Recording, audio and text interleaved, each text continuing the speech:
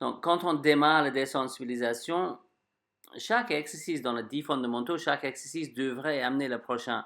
Donc, on a fait reculer, contrôle arrière, main descendant, collier, flexion latérale. Et à partir de la flexion latérale, on peut commencer à toucher le cheval un peu partout. Bien sûr, dans le chevaux, avec les formateurs, le chevaux un petit peu non formés, on a démarré rapidement avec le feuille qui tombe. L'ordre de choses est un petit peu différent. L'ordre de choses quand on éduque le cheval n'est pas le même que l'ordre qu'on fait quand on éduque les humains. Si, par exemple, dans un stage step 1, le premier exercice était feuille qui tombe, ça va être un petit peu catastrophique. Donc là, on a déjà fait la base une petite base au sol, d'avoir un minimum de contrôle. On commence à faire la désensibilisation, pousser ça un petit peu plus loin. Flexion latérale, toucher partout et après agiter les mains. Et dans la désensibilisation, en général, c'est caresser ou toucher et après agiter. Donc, Rodolphe, il a caressé le cheval partout d'abord et maintenant commence à agiter les mains. Bien sûr, on fait les étapes un peu comme si c'était un débarrage. Après d'avoir agité les mains à gauche et à droite, on commence à sauter un petit peu à côté.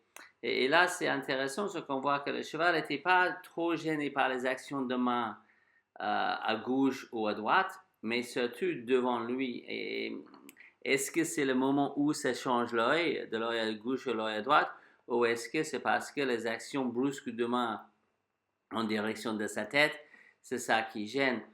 C'est pas pourtant parfois les gens ils voient des réactions comme ça, de ouh le cheval a été battu et tout et tout.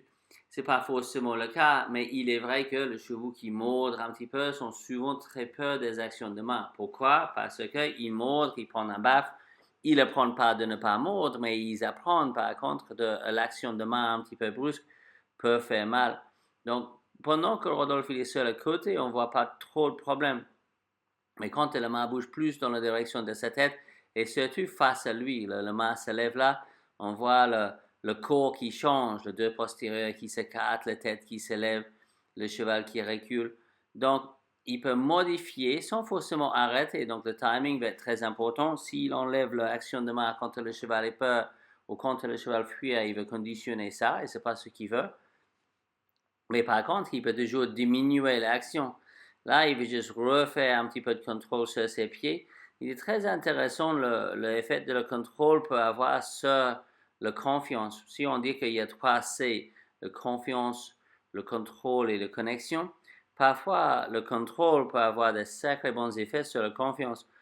Et aussi de mélanger les choses pour ne pas rester bloqué sur un thème, de ne pas rester, ok, il a un peu peur de la main, donc je vais bouger ma main jusqu'il n'ait pas peur. Vous pouvez devenir rapidement un petit peu agaçant et provoquer des problématiques que tu ne veux pas. Donc, change le thème, fais autre chose et reviens là-dessus. Particulièrement quand tu peux occuper ses pieds pour occuper son esprit et après reviens sur le problématique. Aussi, il n'est pas 100% nécessaire de continuer sur un problème jusque c'est 100%. C'est juste important d'identifier et de dire, OK, un peu peur des actions de ma face à lui. Est-ce que ça m'empêche de monter le cheval? Probablement pas. Mais est-ce qu'il y a encore de boulot à faire? Oui. Et là, Rodolphe peut passer à la stick et après, il peut toujours revenir sur la problématique de main. Mais on voit où on est, on avance sur autre chose et on compare, on revient sur l'exercice régulièrement. Assez rapidement, le problème n'est pas le problème, mais et le problème va partir. Mais si on reste bloqué sur le problème et dire, oh, je n'arrive pas à toucher ses oreilles, donc je vais faire une séance où je fais rien que essayer de toucher ses oreilles, vous allez rendre la situation sur le plan associatif très très aversif pour le cheval. Vous dites, oh, mais qu'est-ce que je déteste quand il essaie de toucher mes oreilles. Donc, fais autre chose, approche, retraite sur les oreilles un petit peu, fais autre chose, approche, retraite sur les oreilles un petit peu, mais reste pas bloqué sur le problème, le problème, le problème, le problème. Juste reviens de temps en temps et ne fais pas un gros drame sur le problème, sauf que si tu veux que ça devienne un gros drame. Donc là, il travaille un petit peu sur le stick, être capable de toucher partout avec le stick sur le corps. L'autre chose peut changer là aussi. Il arrive que parfois, il y a le chevaux avec lequel on est mieux de démarrer avec le stick qu'avec la main. Ces chevaux-là ne sont pas totalement sauvages, c'est le chevaux qui tourne en concours déjà, qui ne connaît rien de ce qu'on fait. Mais si le cheval était très très défensif avec ses pieds. Peut-être je commence avec le stick et comme ça, quand il tape, un cheval qui tape ou qui est très très réactif avec des postérieurs, parfois je caresse avec le stick et après je vais avec la main, mais je laisse le cheval taper un petit peu vers le stick. Je sais que ça ne va pas me faire mal. Il tape le stick, il tape le stick, il tape le stick et quand il arrête de taper, j'enlève le stick. Le timing est très important. C'est aussi de rester, on peut rester persistant en étant assez passif. Euh, et pas spécialement quand il y a un petit peu de drame, de rester passif par rapport au problème et pas devient défensif. Il y a une grande différence entre passif et défensif. Quand tu es face à un drame ou quand le cheval tape ou quand il réagit ou quand il est peur, mieux de devenir passif et persistant que défensif et actif.